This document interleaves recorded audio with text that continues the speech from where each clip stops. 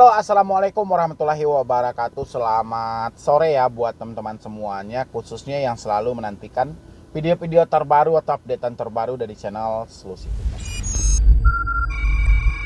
Terima kasih banyak ya buat teman-teman semuanya yang selalu mensupport, mendukung tentang channel ini. Saya ucapkan ribuan terima kasih buat Anda semuanya karena dukungan dan supportan Anda yang menjadikan channel ini luar biasa banget. Ya.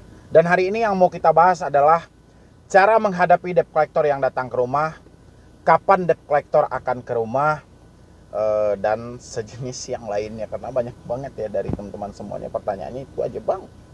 Kapan debt collector akan datang ke rumah? Setelah berapa lama? Bang, gimana cara menghadapi debt collector yang datang ke rumah? Ya, mungkin ini yang ditanyakan adalah tentang pinjol legal OJK, karena ini sangat ditakutkan oleh teman-teman semuanya. Dan hari ini saya mau bahas itu, saya mau terangkan baik-baik. Dan teman-teman semuanya yang baru telat bayar, yang baru gagal bayar, tonton video ini sampai habis. Jangan lupa di share ya, dan di like juga, di subscribe juga supaya channel ini makin berkembang lagi. Atau Anda juga boleh bergabung di dalam pelanggan channel ini. Nanti Anda akan diarahkan untuk konsultasi by grup WA. Nanti di situ juga Anda akan mendapatkan akses nomor di nomor WA itu juga. Anda bisa konsultasi, berdiskusi. Ada saya juga di situ, ada rekan saya juga di situ. Kita berdiskusi. Bagi yang mau bergabung aja, di sini tidak ada unsur paksaan sama sekali ya. Tombol bergabungnya di mana, Bang? Di bawah video ini ada tulisan gabung. Setelah bergabung, ikuti arahannya. Habis itu masuk ke komunitas pelanggan. Di situ link WA-nya atau link grupnya sudah. Yang ketakutan akan ancaman-ancaman dari debt collector. Oke.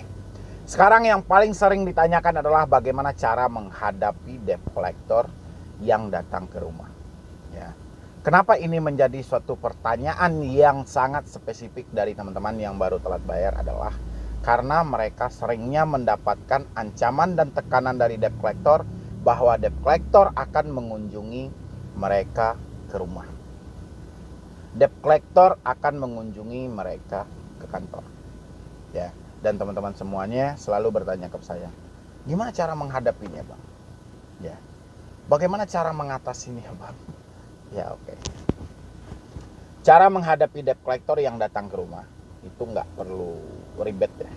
Nggak perlu ribet, kita bisa persimpel semua itu. Bagaimana mempersimpelnya?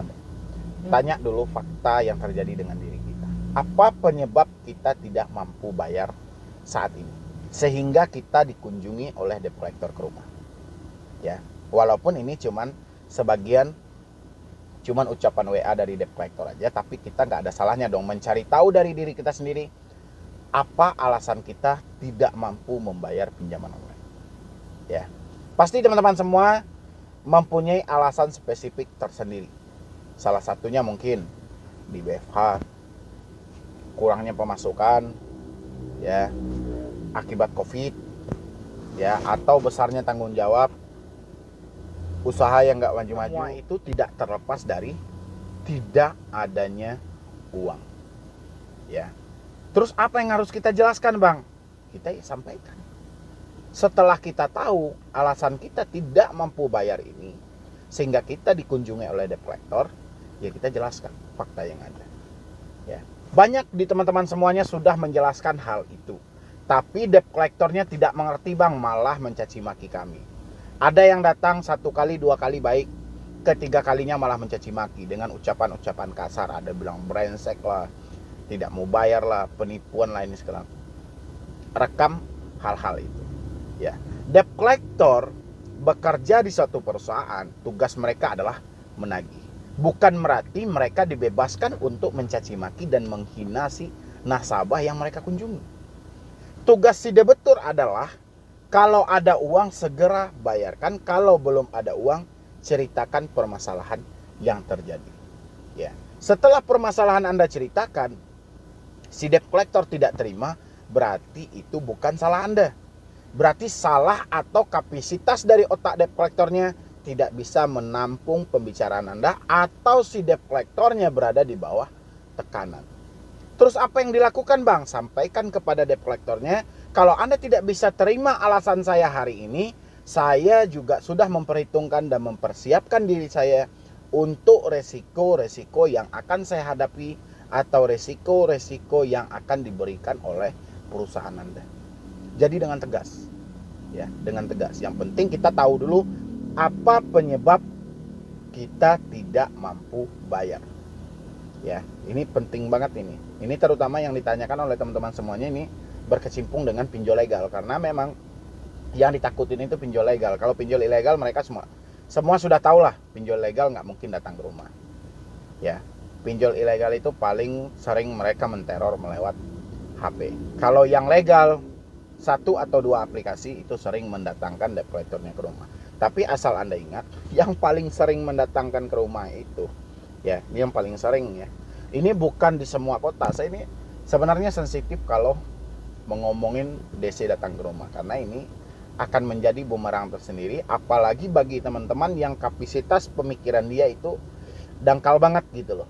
Dia apa yang kita ucapkan bukannya dicerna dulu kemana arah ucapan itu, malah dipretelin kemana-mana sehingga dia takut sendiri. Ya, debt collector yang paling sering mendatangkan ke rumah itu seperti HCI. HCI itu tidak tergolong dalam pinjol, tapi mereka lebih tergolong ke fintech, financial technology, habis itu multiguna. Ya, dan izin mereka sendiri itu Anda tidak akan menemukan di dalam daftar 103 pinjol legal yang terdaftar di OJK. Ya, habis itu aku laku juga tidak Anda temui di dalam 103 pinjol legal OJK. Ya, karena sudah multi finance. Ya, dia juga banyak fintechnya dan dia juga menawarkan multigunanya. Habis itu Kredivo juga tidak Anda temukan di 103 pinjol legal.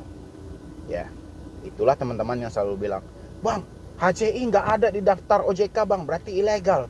Salah, kalau nggak ada di daftar OJK coba tengok di BI-nya, coba di izin-izin lainnya, pasti ada dong. Dia kan ada setara dan ada kelas-kelas dan kelompok-kelompok masing-masing. Bukan berarti kita memvonis ini ilegal, ya. Dan ketika mereka mengunjungi Anda ke rumah pun Anda juga nggak harus takut ini, walaupun HCI berulang-ulang kali debt collectornya memang karena mereka hampir menyeluruh ada di Indonesia kalau HCI ini, ya, karena paling pertama dia berkecimpung di segi pengkreditan barang-barang atau kayak fintech, financial teknologinya lebih ke penjualan barang. Hampir sama dulu itu dia setara dengan Adira Quantum, FIF, Kredit Plus, memang kayak gitu dia. Habis itu masuk lagi Aku Laku, ya.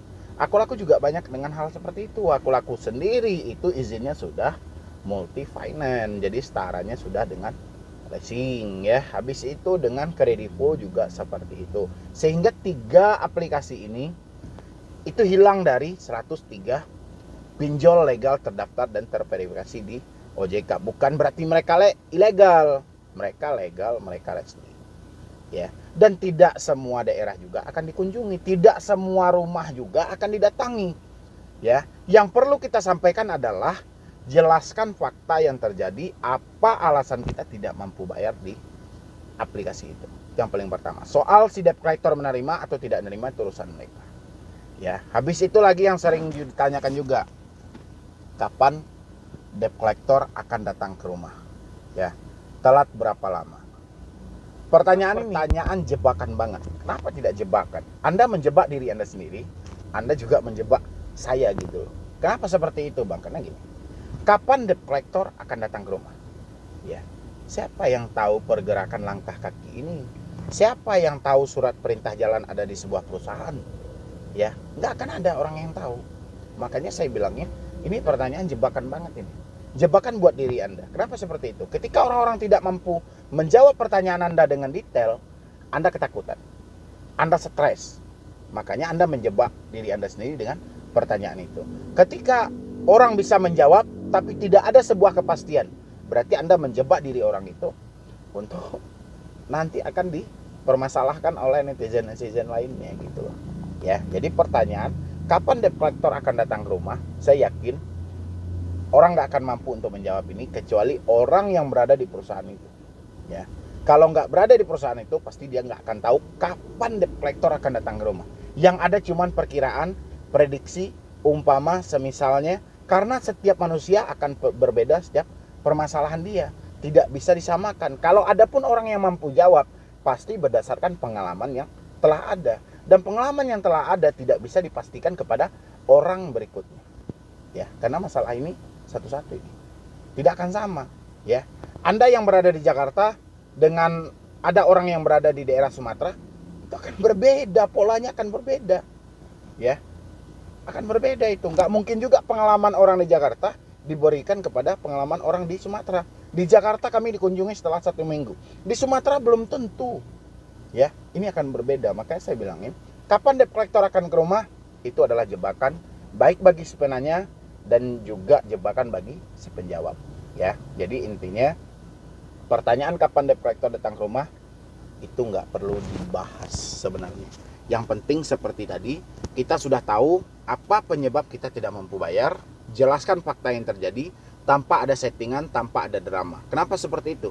Supaya kita tidak men-setting sesuatu yang kita sendiri akan lupa nanti dengan ucapan kita kalau misalnya kita berbohong dalam menjelaskan. Tapi kalau kita sudah membicarakan yang sejujurnya, orang-orang tidak akan bisa membohongi karena dia menceritakan fakta yang terjadi. Tapi kalau kita setting, kita dramakan, kita akan lupa hal ini, ya. Makanya jelaskan aja fakta. Kalau mampu ya mampu, kalau nggak mampu ya sudah. Mereka terima syukur, nggak terima lanjutkan risikonya. Simple, ya. Jadi nggak usah dipretelin kemana-mana, nggak usah ke jalur ini, jalur ini, jalur. Terlalu banyak jalur, ya. Mending kalau bisa kita persingkat, nggak perlu diperpanjang. Kita bisa persimpel, ya, nggak perlu kita rumitin, ya. Mungkin dari saya cuman itu aja sih ya, kurang lebih. Mudah-mudahan itu bisa membantu teman-teman semuanya, terutama yang saat ini memang panik-paniknya mencari jawaban 2 pertanyaan tadi, ya. Dan teman-teman semuanya, saya ingatin lagi yang mau bergabung dengan channel ini, silahkan klik di bawah video, itu ada tombol bergabung. Nanti Anda akan diarahkan ke dalam grup WA. Di situ Anda bisa berkonsultasi karena memang grupnya itu terbatas, saya tidak buka untuk publik. Jadi benar-benar orang yang membutuhkan jawaban atau orang-orang yang ingin bertukar